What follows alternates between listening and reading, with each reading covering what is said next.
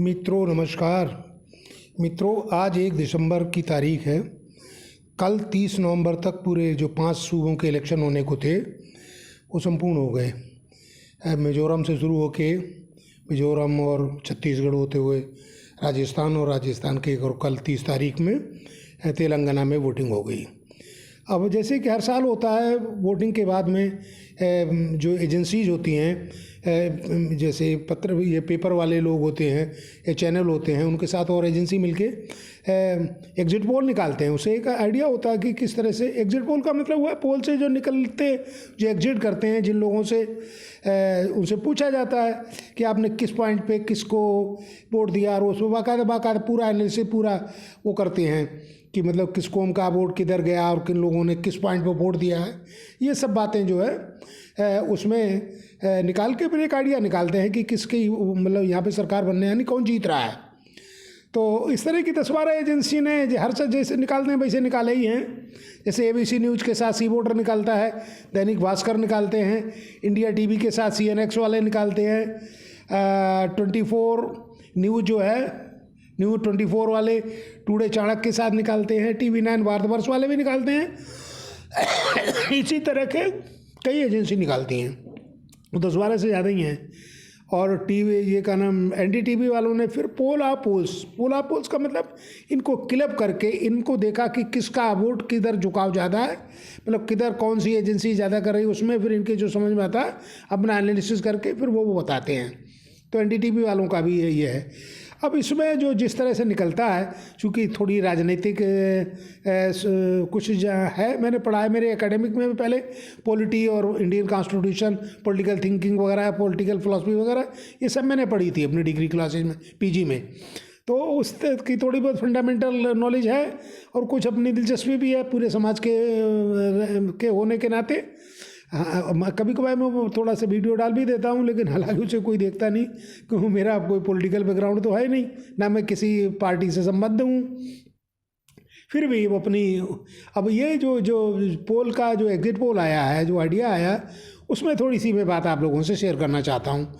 और ये वीडियो इसलिए बना रहा हूँ ताकि ये मुझे पता लगे कि मैंने जो सोचा है वो कितना सही निकला, क्या हुआ, इस तरह से। तो अभी ये 5 सूबों में, जैसे राजस्थान का और छत्तीसगढ़ में तो बिल्कुल अनोनिमस ही है, मतलब वो उसमें किसी तरह का इफर्ट नहीं है। उसमें तो कांग्रेस के ही अपर हैंड बताया जाता है, कांग्रेस को ही जीतने वाले वोट बताए जाते हैं। और वो जो NDTV वाला है, मैंने उस पर फोकस किया है, मतलब उनका जो पोल है। तो राजस्थान में का नाम, इसमें छत्तीसगढ़ में वो कांग्रेस को बता रहे हैं 39 सीटें और 38 बता रहे हैं BJP वालों को। और ऐसे ही तेलंगाना में, ये 2 सूबे हैं जिनमें बिल्कुल मतलब कहीं पर भी उसमें विरोध है ही नहीं। अनैनिमसली इस बात को ही कह रहे हैं कि इसमें कांग्रेस ही जीतेगा। यहाँ पे कांग्रेस वालों को बता रहे हैं ये 62 सीट्स और BRS वालों को बता रहे हैं 44 सीट। तो ये मेरे हिसाब से भी ये बिल्कुल इतना तो हो सकता है कि जितना ये फ़र्क बता रहे हैं 44-62 वाला या 38-49 वाला, इसमें थोड़ा बहुत रद्दोबदल हो सकता है, बढ़ भी सकता है और कम भी सकता है।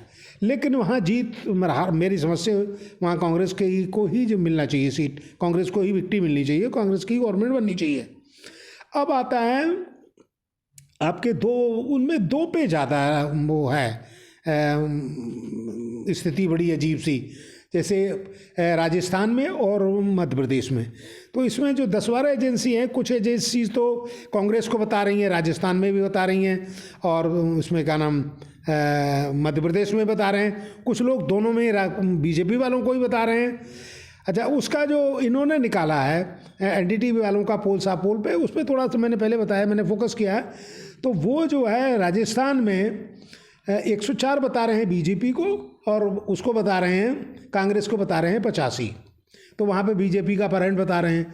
और MP में 124 BJP को बता रहे हैं और 102 बता रहे हैं कांग्रेस को। तो इस तरह से यहाँ पे BJP वालों का आगे है। इसमें थोड़ा सा मैं अपनी तरफ से थोड़ा सा जोड़ना चाहूँगा, क्योंकि मेरे हिसाब से वो दोनों जगह बड़ी टफ फाइट है और अच्छी फाइट है। और मेरी समझ से कांग्रेस ही अपर एज में होना चाहिए, कांग्रेस को ही वहाँ गवर्नमेंट बनानी चाहिए, कांग्रेस को ही जीतना चाहिए। उसके पीछे वजह है कि जैसे ये राजस्थान को ये है, वहाँ पे तो ज़्यादातर के चैनल जितनी एजेंसीज हैं वो बड़ा नेक टू नेक फाइट बता रहे हैं। इसमें इन्होंने जरूर 104-85 का इसमें तो लंबा फर्क बता दिया, लेकिन ये बहुत ही कायदे का नेक टू। और इसमें अदर्स जो हैं, जैसे अदर्स का मतलब इन दोनों पार्टियों के अलावा और जो भी है, चाहे बीएसपी के हो सकते हैं वो, या इंडिपेंडेंट हो सकते हैं, या मतलब समाजवादी वाले हो सकते हैं।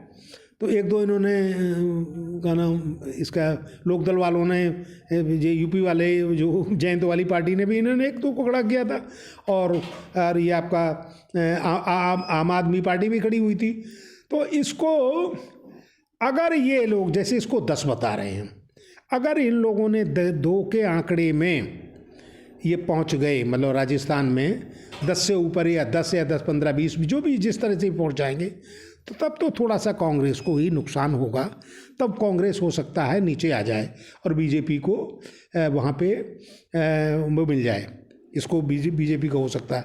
और थोड़ा सा कहीं ये 10 अंक में नहीं है, मतलब 2.5 के अंक में नहीं आए और नीचे ही रहे, तब फिर वहाँ पे कांग्रेस का ही ज़्यादा है, क्योंकि थोड़ी सी एंटी इनकम्बेंसी, जैसे इसमें का नाम आपके राजस्थान में उसके एमपी को ही ले लीजिए, तो बहुत दिनों से इनका वो, और पिछले बार इन्होंने गवर्नमेंट जीत गए थे कांग्रेस, फिर उसको मतलब बैक डोर से या अपने दूसरे तरीके से खरीद फरोख्त करके इन्होंने उसकी गवर्नमेंट बना ली। तो ये सब बातें भी हैं। दूसरे कांग्रेस को कहीं ना कहीं इस समय, जैसे छत्तीसगढ़ में तो पिछली गवर्नमेंट भी थी उनकी, और आपके तेलंगाना में तो भी बहुत नीचे थे, लेकिन तेलंगाना में अच्छा खासा उन्हें दिखाई दिया जा रहा है।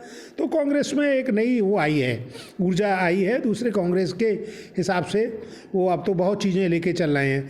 और सबसे बड़ी पॉइंट जो मेरे हिसाब से होनी चाहिए, और जो होने ही चाहिए, क्योंकि जो जिस तरह से प्राइवेट वालों को, अडानी या इन सब लोगों के लिए पूरा पैसे वाला करे दे रहे हैं, और देश को मतलब आम आदमी का पैसा, अरे भाई आम जो गवर्नमेंट का पैसा होता है वहाँ आदमी का पैसा होता है, पब्लिक का पैसा होता है, वहाँ पब्लिक तो गरीब होती जा रही है, और ये लोग बड़े होते जा रहे हैं, अपने पैसे वाले होते जा रहे हैं। अडानी को तो यहाँ तक कर दिया था, तो विश्व का वो तो दूसरे नंबर का रईस हो गया था।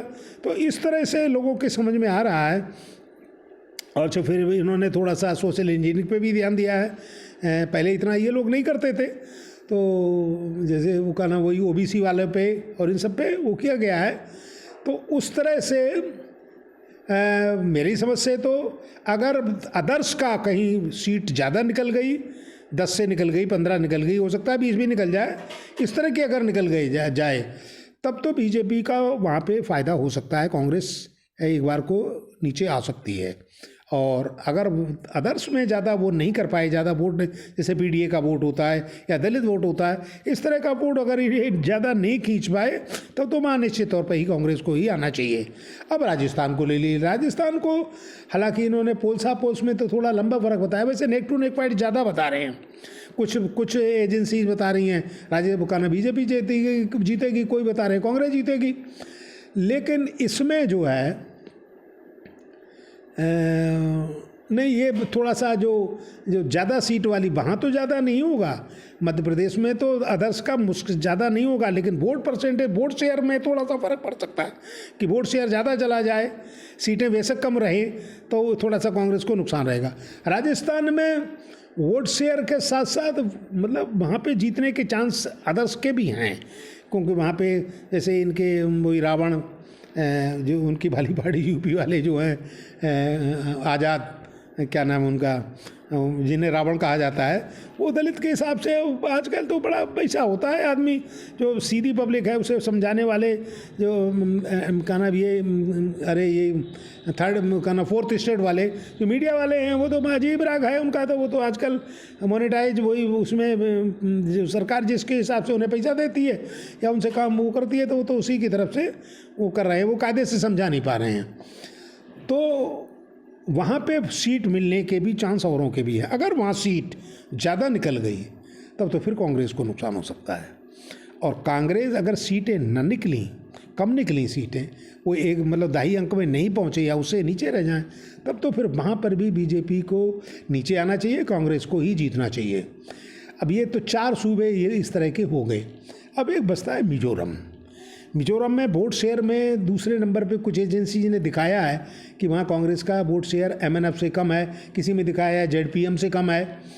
अब मेरे हिसाब ये लग रहा है कि कांग्रेस फाइट में वहाँ भी हो सकती है और कांग्रेस से मिलकर सरकार बन सकती है, लेकिन उसके लिए एमएनएफ और जेडपीएम में दोनों में नेक टू नेक फाइट होनी चाहिए, मतलब कायदे में दोनों को ही वोट मिलाए। वहाँ बीजेपी का तो कुछ है नहीं, बीजेपी तो बहुत थोड़ी पे। तो इस तरह से जब तेलंगाना में एक थोड़ी सी बात और जो आ रही है वो मैं बताने की कोशिश करना मैं चाहता हूँ। जैसे यहाँ पे 62 तो दिखा रहे हैं, जैसे वही पोल्स वाली एनडीटीवी वाली बात, मैं उसी को फोकस ज़्यादा कर रहा हूँ। तो वो और ये 44 दिखा रहे हैं बीआरएस वालों को। तो ये लंबे अगर जो है, और हो सकता है इससे भी ज़्यादा भी हो जाए, तो इसके लिए जो एआईएमआईएम जो है उनकी ओवैसी वाली पार्टी है, वो वहाँ पे ये बताते हैं 7 पिछले बार भी जीते हैं, और उनकी वो 8 9 10 सीटें जो वहाँ हैं हैदराबाद में उनका बहुत बड़ा होता है, तब उस निश्चित तौर पे उन्हें बमुश्किल 5 सीटें मिलनी चाहिए। हो सकता है 5 से भी कम रह जाएं।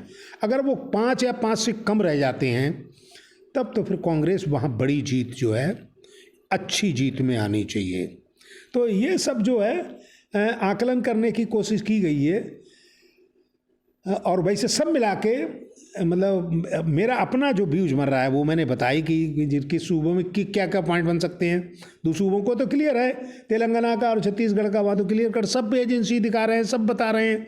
अब इसका आपका एमपी का और इनका दोनों में वो है, अगर ये वोट इधर उधर का वोट ज़्यादा नहीं शेयर हुआ कि वो बीजेपी का वोट नहीं कटेगा, वो वोट जाएगा कांग्रेस का। चाहे वो जिस तरफ से अगर वोट शेयर कहीं ज़्यादा अदर्स पे पहुंच गया तो कांग्रेस को नुकसान हो सकता है। और ये कहा नाम मध्य प्रदेश में यहाँ सीट तो ज़्यादा मिलने के चांस बिल्कुल ना के बराबर ही है, लेकिन राजस्थान में सीट मिलने के भी चांस है को वहाँ के इस तरह का वो है। चूँकि कुछ दूसरे लोग जो अच्छे अच्छे नेता हैं वो इन लोगों से मिलकर लड़ गए हैं, तो वहाँ दलित वाला वोट जो है ये मतलब इनकी सीट्स हो या जो विद्रोह में लड़े हैं, बीजेपी वाले में ही, कांग्रेस में भी ये वाले हैं, उनके साथ अगर वोट शिफ्ट हो गया, ज़्यादा वोट चला गया और वो सीटें निकाल ले जाएंगे, तो हो सकता है वहाँ पर भी कांग्रेस नीचे रह जाए और वहाँ पे हो जाए। अदरवाइज़ तो ये 4 सूबों में और 5वें सूबे में फाइट में कांग्रेस है, और कांग्रेस लेकिन क्लियर कट गवर्नमेंट बनने के वहाँ चांस तो ना के बराबर हैं। तो एमएनएफ से इनका बनेगा नहीं, तो उनका कांग्रेस बीजेपी वालों से, हालांकि बीजेपी वालों ने भी उनसे मना कर दिया था प्रधानमंत्री मोदी से कि हम इनके साथ शेयर नहीं करेंगे, और वो वहाँ गए भी नहीं। उन्होंने वर्चुअल अपना जो भी मीटिंग वगैरह करेंगे, जो का नाम इलेक्शन जो अनाउंस का नाम जो इलेक्शन की मीटिंग के लिए उन्होंने वो वर्चुअली मतलब उस पर करके वहाँ पहुँचे नहीं थे, फिजिकली वहाँ नहीं पहुँचे थे, तो उनसे के साथ तो इनका बन नहीं सकता। तो जेडपीएम वाला जो जिसके चांस ज़्यादा हैं, अगर वो और दोनों फाइट में लड़ते तो फिर दोनों मिला के गवर्नमेंट बनने के चांस है, क्योंकि एमएनएफ और जेडपीएम का एक साथ तो हो नहीं सकता, तो दोनों में अलग अलग हिसाब किताब है। और चूँकि एमएनएफ से बहुत दिन से वहाँ रूल कर रही है और बीजेपी इन्होंने सपोर्ट कर दी है, जेडपीएम की चूँकि नई पार्टी है, तो वहाँ भी कांग्रेस के चांस बन सकते हैं। तो ये इस तरह से एक एनालिसिस मैंने इसलिए, मेरा और कोई वजह नहीं है, मुझे उसके पीछे यही है कि मैं ये सोच रहा हूँ कि क्यों नीचे, जैसे ये लोग बता रहे हैं, इनकी अपनी थ्योरी होती है, अपनी वो होती है, तो हम लोगों का इन्हीं के एनालिसिस को अपने हिसाब से रीइंटरप्रेट करने के लिए मैं अपने हिसाब से उसे वो बता रहा हूँ, उसकी विश्लेषण कर रहा हूँ। तो उस पर ये है, चलो खैर अब जैसा भी है बताने की कोशिश करी। मैं परसों क्या, आज तो 1 तारीख हो गई, परसों 3 तारीख को सब कुछ खुल जाएगा। अगर ये मेरा आकलन सही निकलता है, जिस तरह की मैं बातें कह रहा हूँ, जैसे 2-3 बातें क्या बताई, एक तो तेलंगाना में बताई एआईएम नीचे आना चाहिए और कांग्रेस की बड़ी विक्ट्री तभी होगी। दूसरे, राजस्थान में अदर्स कम जीतें तो वहाँ जीतने के चांस फिर कांग्रेस के ही हैं, और राजस्थान में इसमें का नाम मध्य प्रदेश में यहाँ वोट शेयर जो है नॉमिनल बहुत कम रह जाए, मतलब तब क्योंकि सब वोट कांग्रेस का कट रहा है, वहाँ सीट की बता रहे हैं, यहाँ वोट को बता रहे हैं, तो वहाँ सीट जीतने के चांस हैं, तो वहाँ कम से कम लोग जीतें तब कांग्रेस का रह जाएगा। और बाकी 2 को तो 36 का तेलंगाना वाला तो एमआई वाला पॉइंट बता ही दिया, छत्तीसगढ़ में कुछ है ही नहीं। इसमें ये है, मिजोरम का मेरी अपना जो आकलन, वो जो मेरा अपनी पॉइंट है वो ये है, एमएनएफ और जेडपीएम अगर नेक टू नेक फाइट लगते हैं तो कांग्रेस को वहाँ बहुत बड़ा परहेज मिलेगा और गवर्नमेंट उनके बगैर नहीं बनेगी। चलो भाई अब, और ये 3 तारीख को रिजल्ट आ जाएगा। अगर ये मेरा आकलन जो मैं कह रहा हूँ इसमें सही निकला है या ज़्यादातर सही निकला निकला। फिर मैं एक वीडियो जो हूँ क्यों ऐसा हुआ है इस तरह की अपनी मतलब अपना खुद का आकलन मैं करूँगा और वो आपको पूरा डेटा दिखा के बताऊँगा कि क्यों हुआ है। इस तरह से मेरी अपनी खुद की जो है वो रहेगी। बहुत बहुत शुक्रिया, बहुत बहुत धन्यवाद। चलो भाई।